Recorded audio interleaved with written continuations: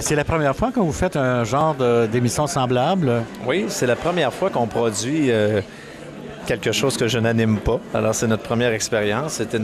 C'est une demande de TVA. Ils nous ont demandé de produire une émission entourant la dernière d'Année et ses hommes. Puis, c'était une commande très touchante parce que c'est un téléroman qui a touché les gens. Donc, puis moi, je voulais que ça soit une continuité. On voulait le faire comme un cadeau pour le téléspectateur qui a suivi la série, qui était là pour la regarder chaque semaine. On voulait qu'il puisse assister à l'interne de ça, comment ils ont vécu ça de l'intérieur.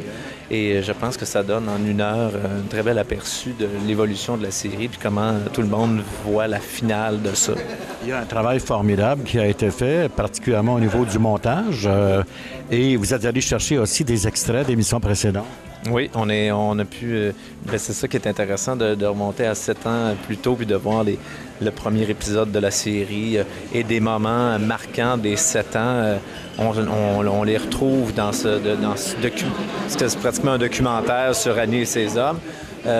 Puis ce que j'aimais aussi, c'était, tout comme la série, le mélange entre l'émotion et le rire aussi, parce qu'on retrouve ça dans le documentaire aussi, dans la présentation qui va être en ondes dimanche. On rit, puis à un moment donné, on est ému. C'est exactement l'image de ce que les auteurs ont fait avec la série. Mais alors, on est ému jusqu'aux larmes. J'avais un reproche à faire à TVA ce matin pour le visionnement. Ils n'ont pas fourni les Kleenex. Ben oui, vous avez bien raison. C'est la première fois que j'ai assisté au visionnement. Ah oui, moi, j'ai beaucoup pleuré. Surtout s'il y a des choses qui vous ont touché, parce que c'est ce qui fait l'unicité de ce téléroman-là, c'est qu'il y a beaucoup de choses qu'on vit nous-mêmes et qu'on retrouve dans le téléroman. Et quand les comédiens nous les racontent ou les auteurs, c'est très touchant. Et l'ironie du sort, c'est que Dieu merci va céder la place à ce documentaire dimanche. Exactement. C'est la même case horaire que Dieu merci, en effet. Alors... Puis bon, c'est une belle case horaire après Star Academy. Donc, il y a des gens qui vont être là, je pense, au rendez-vous.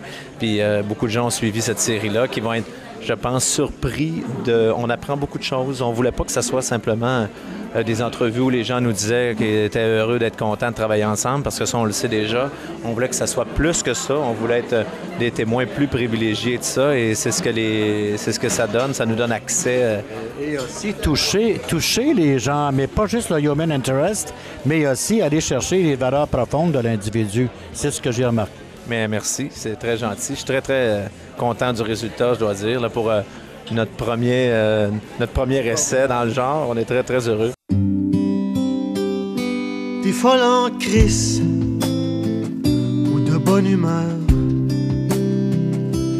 folle en calice ou folle en pleurs. T'es folle pour la vie, t'es folle en grand. T'es folle en ski, t'es encore plus folle en baisant. Folle quand tu cries, quand tu murmures. Folle quand tu ris, folle quand t'as pas d'allure. Et change surtout pas, reste folle comme t'es.